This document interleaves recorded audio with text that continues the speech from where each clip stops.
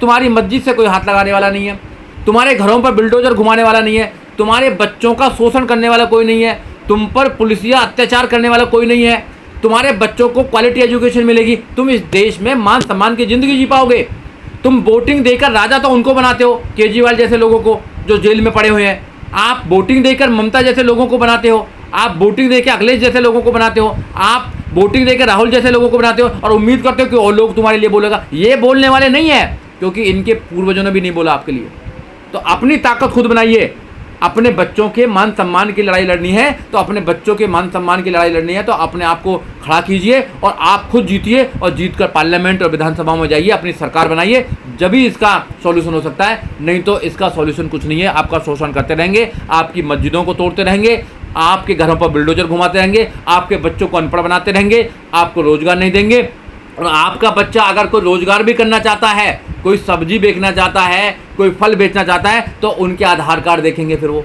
अगर कोई दलित मंदिर में जाना चाहता है तो उसको शोषण करने जाएंगे। अगर कोई दलित मूछ रखाना चाहता है तो उसको कत्ल करेंगे। अगर कोई दलित घोड़े पर अपनी बारात निकालना चाहता है तो उसका कत्ल करेंगे। अगर कोई दलित अगर IAS PCS भी बन जाता है तो उसको भी सुरक्षा लेकर अपनी बारात निकालनी पड़ेगी।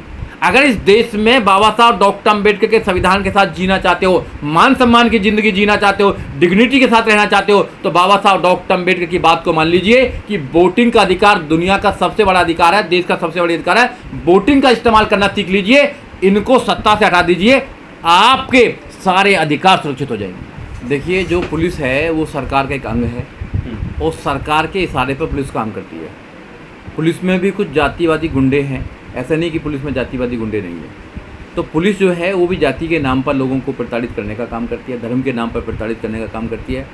पुलिस अगर इस देश में सही हो जाए तो इस देश में जो आपराधिक मामले हैं वो बहुत रुक जाएंगे और ऐसे काम नहीं होंगे। किसी भी व्यक्ति को अगर सरकार चाहे तो उसको बर्बाद कर सकती है। अब देखा नहीं, एक ही जाति के लोगों के, एक ही धर्म के लोगों के खिलाफ ये षड्यंत्र कर रहे हैं, एक ही धर्म के लोगों के खिलाफ ये बिल्डोजर चलाने का काम करते हैं, बिल्डोजर को इस्तेमाल करके उनकी संपत्ति को नुकसान पहुंचाने का काम कर रहे हैं। ये सरासर गलत है।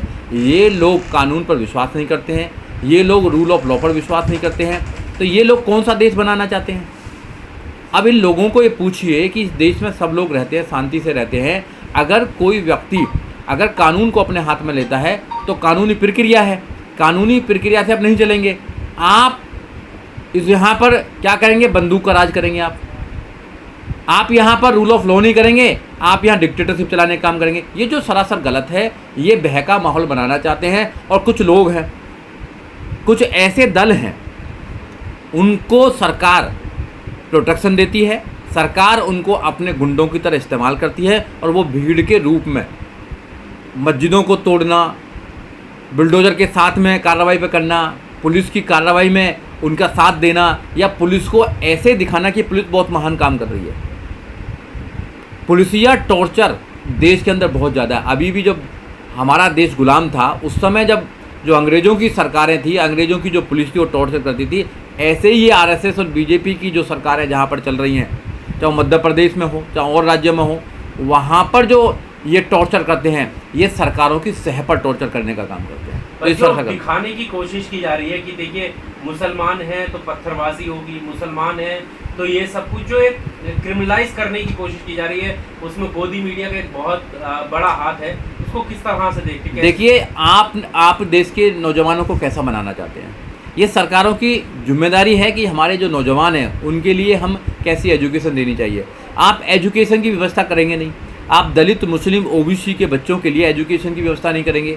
कोई एजुकेशन ले भी लेगा तो रोज़गार की व्यवस्था नहीं करेंगे आप लोग। आप एजुकेशन ख़त्म करके अनपढ़ों की भीड़ बनाना चाहते हैं, इधर भी अनपढ़ों की भीड़ बनाना चाहते हैं, उधर भी अनपढ़ों की भीड़ बनाना चाहते हैं, और फिर आपस में धर्म के नाम पर उनको लड़ाना चाहते हैं। आप धर्म के नाम पर प्रमोट करते हैं उन लोगों को।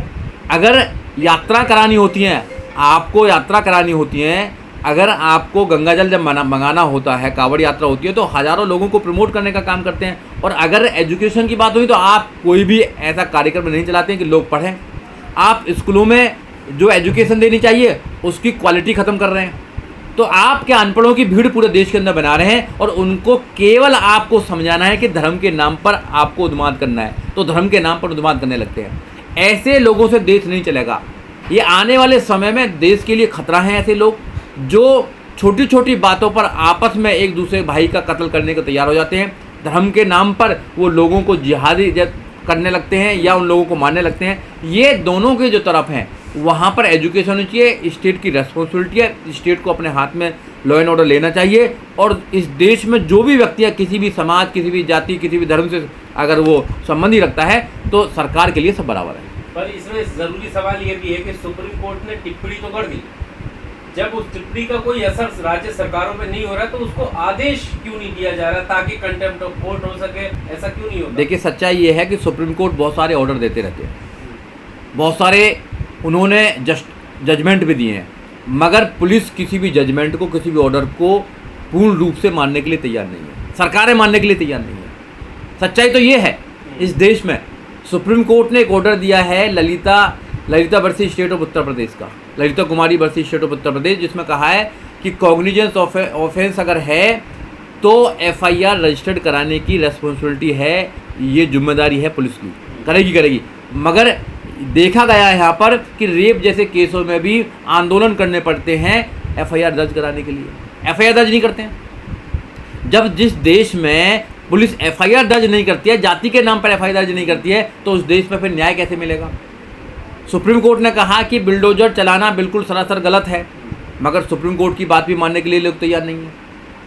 सुप्रीम कोर्ट स्यू मोटो क्यों नहीं लेता है? एक ही घटना पर क्यों नहीं लेता? अगर एक व्यक्ति की मृत्यु ऐसे होती है, एक व्यक्ति के घर को भी तोड़ा जाता है, तो हमारी सरकारों को संवेदनशील होना चाहिए, इतना संवेदनशील होना चाहिए, हमारे लॉ एंड ऑर्डर को इतना संवेदनशील होना चाहिए, हमारे न्यायालयों को संवेदनशील होना चाहिए कि एक घटना पर भी उनको स्यू मोटो लेना चाहिए। इंतजार नहीं करनी चाहिए कि हज़ारों लोगों के घरों को तोड़ा जाएगा, हज़ारों लोगों को मारा जाएगा, मोब लिंचिंग किया जाएगा, हज़ारों लोगों की सबको मारा जाएगा, जब उसके बाद कानून बनाए जाएंगे। तो ये सरकार गूंगी बहरी है क्या? इसको इंसान नहीं दिखाई देते क्या? गरीब इंसान नहीं है क्या? उनके बच्चे नहीं है क्या? उनके भी तो बच्चे हैं, वो भी तो इस देश को महान बनाने के लिए काम करते हैं। अब आप क्या चाहते हैं कि देश में अमीर लोग रहें, बस गरीब लोग नहीं रहें, एक जाति के लोग रहें, एक धर्म के लोग रहें और जातीय धर्म के लोग नहीं रहें? ये देश की खूबसूरती है। देश कई धर्मों का देश है, यहाँ बहुत सारे धर्म हैं, पंथ हैं, यहाँ अलग अलग विचारधारा हैं, अलग अलग लैंग्वेज हैं, यहाँ पर सब लोग एक साथ रहते हैं, डाइवर्सिटी है यहाँ पर। तो आप उसको बंटवारा करना चाहते हैं केवल वोटिंग के लिए, केवल राजनीति के लिए। राजनीति से परे इंसानियत भी है ना। आपको इंसानियत से कोई लेना देना नहीं है, आपको केवल राज करना है, राज करके फिर अपने दोस्तों को, इस देश को लुटवाना है, लुटवा कर विदेश भिजवाना है, इस देश की संपदा को लूटना है आपको।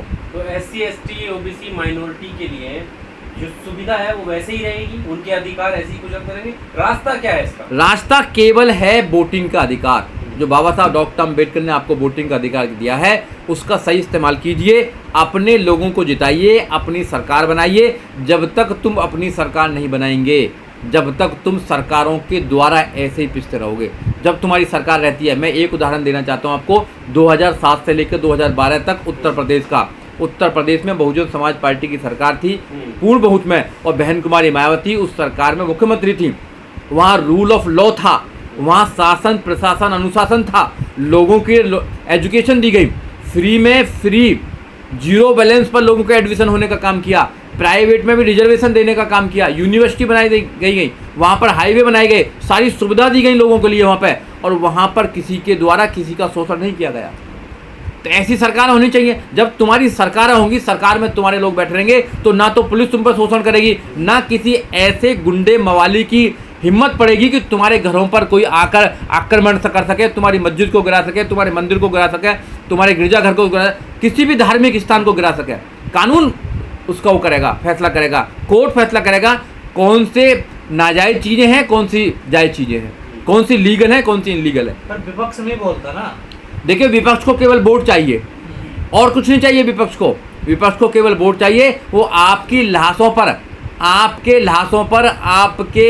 आपकी परेशानियों पर वो पैर रखकर वो इस देश में राजनीति करना चाहते हैं। वो उनका यही रहा है, उनका पूरा इतिहास भी यही रहा है कि उन्होंने इतने दंगे इस देश में कराए जितने किसी ने नहीं कराए। कांग्रेस की बात ले लीजिए आप, कांग्रेस हमेशा से लोगों की भावनाओं से खेलकर वोटिंग लेने का काम करती है। अभी कह रहे हैं संविधान बचाएंगे, सब लोग संविधान बचाने के लिए आगे।